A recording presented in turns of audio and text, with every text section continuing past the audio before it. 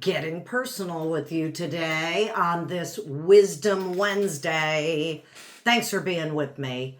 I shared a bit yesterday about my caregiving ways with my son, and I wanted to share a little deeply, how did that all begin? How did the caretaking start?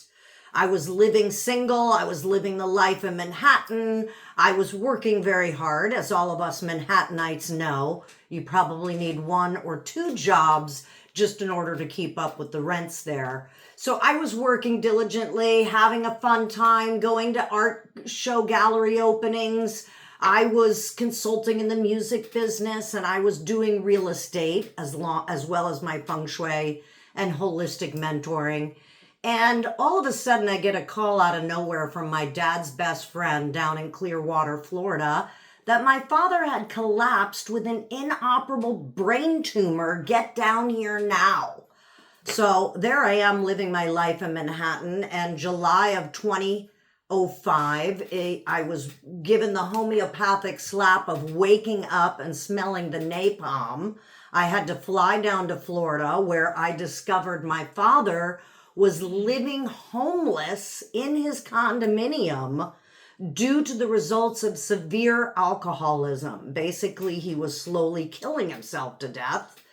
And over time, we discovered that this inoperable brain tumor was really a lesion that possibly had been there for a long time, but it was the knock at the door, the alert for my father, for the rest of the family. I'm an only child.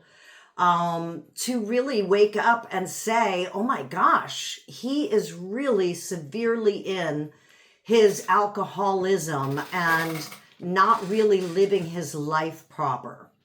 So long story, even longer, I had to go through all his personal belongings, and very quickly, overnight almost, after spending 2 weeks in a hotel in Clearwater, Florida, I had to go through my father's personal items. Did he have insurance? Did he have any money left?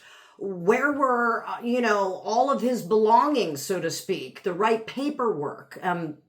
Nowadays, we have so many different filing systems and ways that you can put personal papers in a lot better order for your loved ones. But in this particular case, he wasn't even putting the milk away.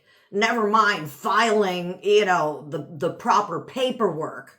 So I found out he was in debt. He had loans all over the place. Yada, yada, yada. We could go on for a while, but the long and the short of it is I became overnight a caretaker from this fabulous single life in Manhattan to this wake-up call of responsibility where my father needed me. And there really was no other person in that capacity to step up in that way. So that started my journey of caretaking. Little did I know, a year later, my mother, who is legally blind, more than legally blind, would want to come and follow me down here from Connecticut to Florida. She felt like she was living on a fixed income, and it was really ready for her to have a life that was a little more affordable. So she moved down to Sarasota. Shortly thereafter, I dragged my dad kicking and screaming from Clearwater down to Sarasota, because even that hour and 15-minute drive that I was taking almost weekly to care for him and manage the car insurance and make sure things were paid was getting way too much. So we sold his condo, moved him down here to be closer to me, and I quickly became, from a single swinger in Manhattan to a caretaker of 2 aging disabled parents very quickly.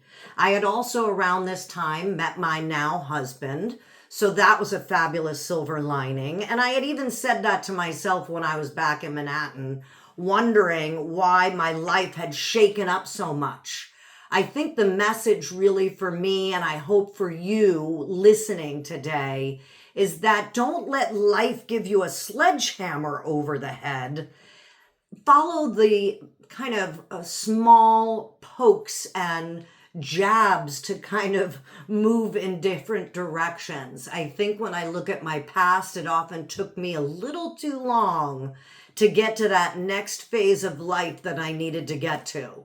So I was around 39 and a half and found myself in Sarasota, Florida, starting over 100%. I knew nobody really here except my stepbrothers and my stepmother. My father, like I explained, was in Clearwater, and I had to begin a whole new life.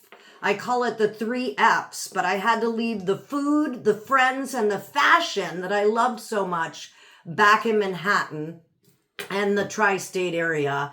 And that's not easy to do when you're middle age, if you will, that I was at the time. So the caregiving became a part of who I was. And instead of being responsible to my parents, as the 10 Commandments would have you understand, and honoring them, I was being responsible for my parents. I jumped into the caretaking way too much, and I wanted things for them that they didn't really want in their life.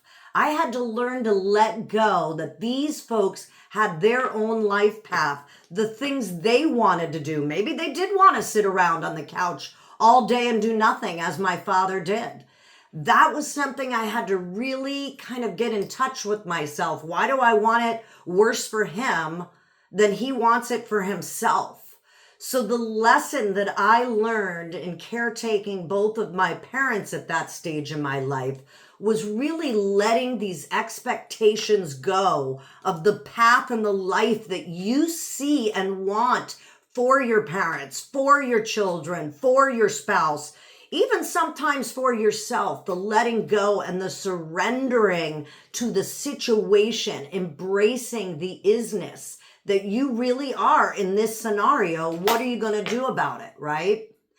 And I found myself falling into the caregiver minutia, meaning I thought that my identity was caregiving. And I'm still struggling with shedding some of these cloaks off.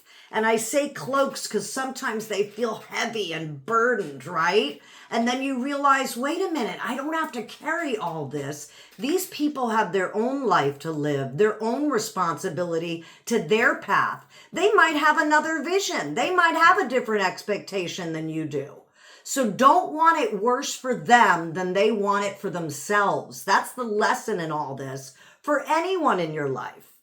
And falling into these modes of labeling to the point where you are the label. I became the caregiver, and nothing else was really making sense in my life other than that's what I had to do. That's what I had to do. Well, sometimes people want to stay on fire. They don't want you to always be the pail of water that puts the fire out in their life. You think that they want it put out, but they might want to sit and set themselves on fire, metaphorically, of course, or sit in their dirty diapers. These are the things that you have to be willing to accept, and don't be attached to the outcome for people's lives that aren't your own.